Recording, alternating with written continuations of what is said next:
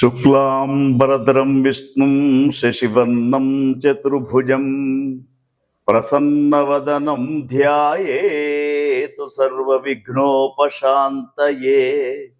అగజానన పద్మార్కం గజానన మహర్నిశం అనేకదంత్వం భక్తానాం ఏకదంతముపాస్మహే. విశ్వావసునామ సంవత్సర ఉగాది శుభాకాంక్షలతో చూస్తున్నటువంటి ప్రేక్షకులకందరికీ కూడా ఈ విశ్వావసునామ సంవత్సరంలో ఒక్కొక్క రాశిలో ఉన్నటువంటి నక్షత్రాలు వారి యొక్క జాతకం ఈ సంవత్సరం ఏ విధంగా ఉండబోతూ ఉంది, నక్షత్రాల వారిగా ఎటువంటి జాగ్రత్తలు తీసుకోవాలి, మరి వాటికి రెమెడీస్ ఎట్లా చేసుకోవాలనేది మనం గమనిద్దాం. జ్ఞానానందమయం దేవం నిర్మల స్ఫటికాకృతిం ఆధారం సర్వ విద్యానాం హయగ్రీవముపాస్మహే. విశ్వావసునామ సంవత్సర ఉగాది శుభాకాంక్షలతో ఈ విశ్వావసునామ సంవత్సరంలో సింహరాశిలో ఉన్నటువంటి నక్షత్రాల వారిగా జాతకం ఏ విధంగా ఉండబోతూ ఉంది, మరి పరిష్కార మార్గాలు ఏమిటి, ఏ పనులు చేయాలి ఈ సంవత్సరం, ఏ పనులు చేయకూడదు, మనకు గ్రహస్థితి ఏ విధంగా ఉందో అనే విషయాలను తెలుసుకుందాం. సింహరాశిలో ముఖ్యంగా మనకు నక్షత్రాల పరంగా చూసినప్పుడు మఖా నక్షత్రం సింహరాశిలో మొట్టమొదటి నక్షత్రం. ఈ మఖా నక్షత్రం ముఖ్యంగా మఖా నక్షత్రాన్ని గమనించినప్పుడు మనకు గురుగ్రహం యొక్క స్థితి దశమ లాభ వ్యయస్థానాలలో గురుగ్రహం కనబడుతూ ఉంది.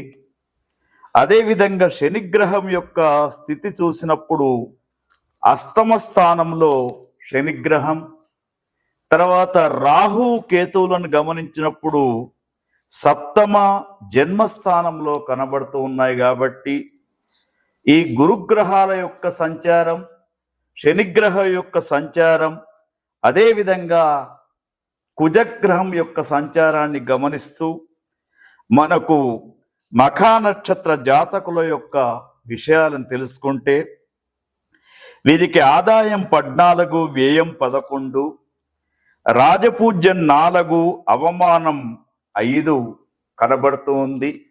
కందాయ ఫలాలు చూసినప్పుడు వీరికి మరి కందాయ ఫలాలలో 6, 0, 2 కనబడుతూ ఉన్నాయి. అయితే వీరికి టోటల్గా ఫలితం ముఖ్యంగా ఈ మఖా నక్షత్ర జాతకులను గమనించినప్పుడు గ్రహస్థితిని చూసినప్పుడు వీరికి ముఖ్యంగా మనస్తాపం అనేది ఎక్కువగా కలిగే సూచనలు కనబడుతూ ఉన్నాయి. అంటే ప్రతి చిన్న విషయానికి కూడా బాధపడే అవకాశాలు కనబడుతూ ఉన్నాయి. మరి ముఖ్యంగా వీరికి కొన్ని గ్రహస్థితులు కొద్ది రోజులు బాగా ఉన్నాయి కాబట్టి నూతనమైనటువంటి ఏదైనా పని మొదలు పెట్టుకున్నా కూడా నష్టం వాటిల్లేటట్టుంది. స్థాన మార్పులు జరుగుతూ ఉంటాయి. ముఖ్యంగా మీకు ఇన్ని సంవత్సరాలు కూడబెట్టుకున్నటువంటి కీర్తి ఏదైతే ఉంటుందో కీర్తి భంగం అనేది జరుగుతూ ఉంటుంది. ఎవరైతే మెచ్చుకున్నారో మిమ్మలను ఆ సమాజమే విమర్శించే అవకాశం కూడా ముఖ్యంగా రాజకీయ నాయకులు ఇది చవిచూడడం జరుగుతూ ఉంది. తర్వాత సింహరాశి జాతకులకు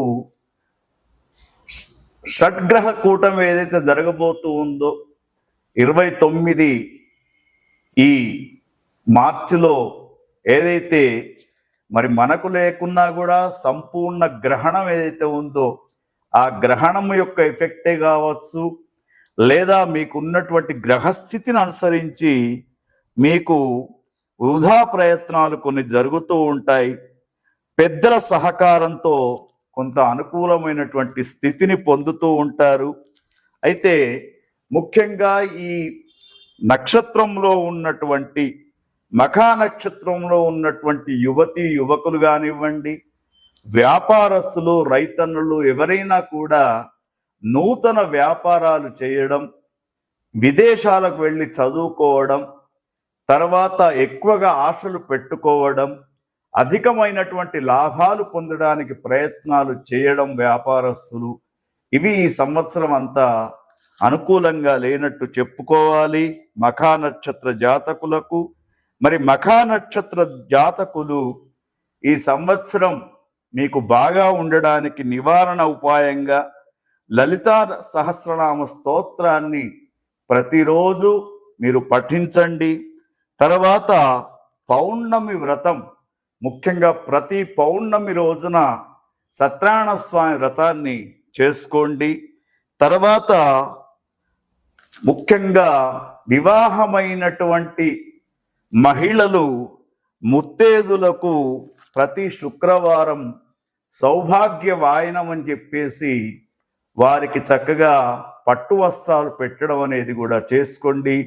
ఎందుకంటే ఈ సంవత్సరం గమనించినప్పుడు మఖా నక్షత్ర జాతకులకు అనేకమైనటువంటి బాధలు ఏర్పడే అవకాశం ఉంది. మరి యొక్క నివారణ ఉపాయాన్ని మీరు పాటించండి. సింహరాశిలో మరొక నక్షత్రం పూర్వ ఫల్గుని, దాన్ని పుబ్బా నక్షత్రం అంటూ ఉంటారు. మరి ఈ పుబ్బా నక్షత్రానికి కూడా గురుగ్రహాన్ని చూసినప్పుడు దశమ లాభ వ్యయ లాభ స్థితిలో, శని భగవాన్ని చూసినప్పుడు అష్టమ స్థానంలో, తర్వాత రాహువుని చూసినప్పుడు మరి అతడు సప్తమ స్థానంలో, కేతువుని చూసినప్పుడు జన్మములో ఉంటూ ఉన్నాడు. కాబట్టి పుబ్బా నక్షత్ర జాతకులకు ఈ సంవత్సరం కొంతవరకు మానసిక శారీరకమైనటువంటి అలజడి ఎక్కువగా ఉంటూ ఉంటుంది. తర్వాత వీరికి ఆదాయం 8, వ్యయం 5, రాజపూజ్యం 7, అవమానం 1 ఉంది. కందాయ ఫలాలు 1, 1, 4. కొంతవరకు మిశ్రమ ఫలితాలు పుబ్బా నక్షత్ర జాతకులకు కనబడుతూ ఉన్నాయి. అయితే మీరు చేస్తున్నటువంటి దేవత ఆరాధనతో మీకు ఆకస్మికమైనటువంటి ధనలాభం వచ్చే అవకాశాలు ఉన్నాయి. తర్వాత కొన్ని పనులు మాత్రం వాయిదా వేసుకోండి. ముఖ్యంగా రియల్ ఎస్టేట్లో ఉన్నటువంటి వాళ్ళు ముందుకు వెళ్తే కొంత నష్టం అనేది కనబడుతూ ఉంది. తర్వాత మాట పట్టింపు ఎక్కువ ఉంటుంది. కొన్ని పనులు ఎంత ప్రయత్నం చేసినా కూడా ముందుకు రాకపోవడం. తర్వాత దైవ బలము నమ్ముకొని ఈ సంవత్సరము మీరు కాలాన్ని గడపాలి. తర్వాత ముఖ్యంగా ఈ పుబ్బా నక్షత్రం పూర్వ ఫల్గుని నక్షత్రంలో ఉన్నటువంటి యువతీ యువకులు కావచ్చు, విద్యార్థులు కావచ్చు, వ్యాపారస్తులు కావచ్చు, అనవసరమైనటువంటి పెట్టుబడులు మాత్రం పెట్టకండి. ఎందుకంటే పెట్టుబడి నష్టపోయే అవకాశం కూడా కనబడుతుంది. కాబట్టి చాలా జాగ్రత్తగా ఉండాలి. మరి వీరికి నివారణ ఉపాయం లయకారుడైనటువంటి శివుని యొక్క రుద్రాభిషేకం ఒక 5 సోమవారాలు చేయిస్తే మంచిది. తర్వాత దుర్గామాత యొక్క చండీ హోమం, అదేవిధంగా సుందరాకాండ పారాయణం అనేది చేయించండి. తర్వాత ఈశ్వర ఆరాధన చేస్తూ ముఖ్యంగా మీరు గుమ్మడి పండు అంటారు, ఆ గుమ్మడి పండును ఒక దేవాలయంలో దానం చెయ్యండి. మీకు ఎందుకంటే శనిగ్రహం కానివ్వండి, రాహుకేతువులు కానివ్వండి, గురుగ్రహం కానీ అనుకూలంగా ఉంటూ ఈ సంవత్సరం వైభవంగా ఉండడానికి అవకాశం ఉంటుంది. మరి సింహరాశిలో మరొక నక్షత్రం ఉత్తర 1వ పాదం. వీరికి ఆదాయం 11, వ్యయం 11, రాజపూజ్యం 3, అవమానం 1 కనబడుతూ ఉంది. కందాయ ఫలాలలో 4, 2, 1 కనబడుతూ ఉంది. అయితే ఉత్తర 1వ పాదం వారికి మాత్రం ఉన్నటువంటి రాజకీయ నాయకులకు రాజపూజ్యం పొందే అవకాశం, అనుకోనటువంటి పదవులు పొందే అవకాశం, స్థానిక ఎన్నికలలో విజయాలు పొందే అవకాశం వీళ్లకు కనబడుతూ ఉన్నాయి. బంధుమిత్రులతో మరి విందు వినోదాలు చేస్తూ ఉంటారు. తర్వాత ముఖ్యంగా ఆకస్మికమైనటువంటి శుభయోగం అనేది వీళ్లకు కొంత కనబడుతూ ఉంది. గౌరవ మర్యాదలు పెంచుకుంటూ ఉంటారు. వృత్తి వ్యాపారాలు చేస్తున్నటువంటి వారికి కొంత ప్రోత్సాహకరంగా ఉంటూ ఉంటుంది. తర్వాత ముఖ్యంగా కార్యసిద్ధి అనేది ఉత్తర 1వ పాదం సింహరాశి వారికి కలిగే అవకాశం ఉంది.